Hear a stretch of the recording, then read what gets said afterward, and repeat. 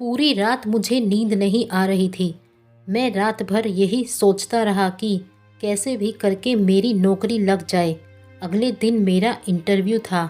मेरे पास पहनने के लिए ना तो अच्छे कपड़े थे और ना ही जेब में पैसे। मैं बस भगवान से यही प्रार्थना कर रहा था कि कल कोई चमत्कार हो जाए। यही सब सोचते कब मेरी आंख लग गई मुझे पता ही नहीं चला। अगले दिन मेरी आंख खुली। जैसे तैसे मैंने अपने पुराने कपड़ों में से कुछ ढंग के कपड़े निकाले और पड़ोस वाली आंटी से प्रेस लेकर कपड़ों पर प्रेस की और अपनी फाइल लेकर निकल पड़ा। पैदल जैसे तैसे चिलचिलाती धूप में तरबतर बस इसी उम्मीद में स्टैंड पर पहुंचा कि शायद कोई पहचान वाला मिल जाए जिससे सहायता लेकर इंटरव्यू के स्थान तक पहुंच सकूं। काफ़ी देर खड़े रहने के बाद भी कोई नहीं दिखा। मन में घबराहट और मायूसी थी। क्या करूंगा, अब कैसे पहुंचूंगा? पास के मंदिर पर जा पहुंचा। दर्शन कर सीढ़ियों पर बैठा था। मेरे पास में ही एक फ़कीर बैठा था। उसके कटोरे में मेरी जेब और बैंक अकाउंट से भी ज़्यादा पैसे पड़े थे।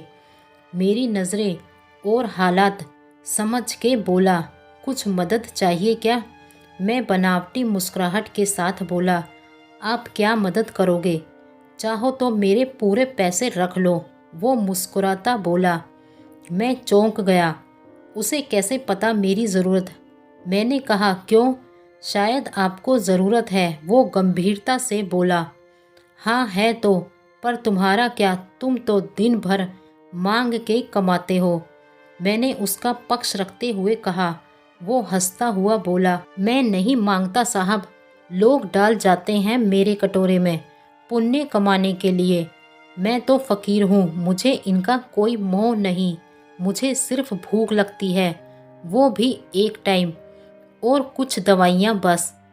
मैं तो खुद ये सारे पैसे मंदिर की पेटी में डाल देता हूँ।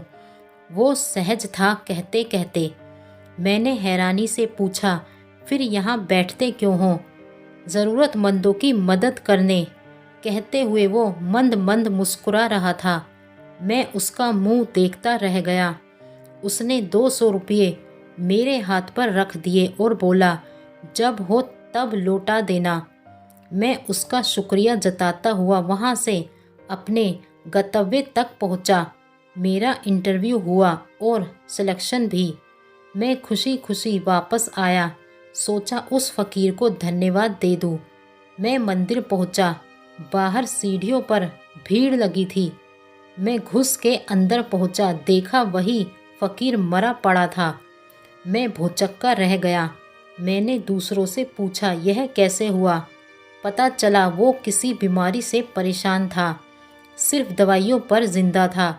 आज उसके पास दवाइयाँ नहीं थी और ना उन्हें खरीदने के पैसे। मैं अवाक सा उस फ़कीर को देख रहा था। अपनी दवाइयों के पैसे वो मुझे दे गया था। जिन पैसों पे उसकी ज़िंदगी का दारोमदार था, उन पैसों से मेरी ज़िंदगी बना दी थी। भीड़ में से कोई बोला, अच्छा हुआ मर गया। ये भिखारी भी साले बोझ होते हैं, कोई काम के नहीं। मेरी आंखें डबडबा आई। वो भिखारी कहाँ था? वो तो मेरे लिए भगवान ही था, नेकी का फरिश्ता, मेरा भगवान। तो दोस्तों, हम में से कोई नहीं जानता कि भगवान कौन है और कहाँ है, किसने देखा है भगवान को। बस इसी तरह मिल जाते हैं। तो दोस्तों, बने रहिए हमारे इस चैनल पर। अगर आपको हमारी कहानियाँ पसंद आ रही हैं तो हमारे चैनल को सब्सक्राइब करें, लाइक करें और शेयर करें। धन्यवाद।